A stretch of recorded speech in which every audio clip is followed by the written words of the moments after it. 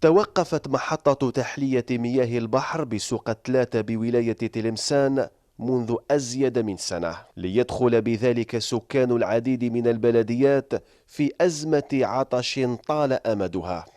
الماء رانا بلا ماء، وهذه عام ونص كنا نستافدوا من هذا الوزين. هذا عام ونص الماء ما شفناش، البلديه ما عندهاش، البلديه رانا حابسين من البلديه، القضيه نتاع الماء رانا يابسين. وينجموا يديروا امر زوج شركات ما متفاهمينش عليه، واحد يقولها وواحد يقول حنا واش عندنا من ذنب، حنا الذنب ديالنا فين مشى؟ حنا يتفاهموا بيناتهم يطلقوا لنا الماء، حنا نمشيو على الدوله، حنا ولا الدوله ولا الجزائر، حنا نمشيو على الدوله هي تقوم به، هي دبر راسها مع هاد الشركات.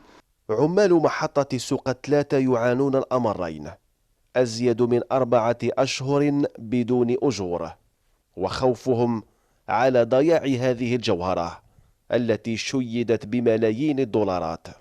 خدامين رانا هنا خدامين هادو اللي راك تشوف فيهم، وكاين اللي ما جاوش كل واحد راك فاهم، كاين اللي يخدموا الليل وكامل، راه ما دير 4 شهور ما خلصوش.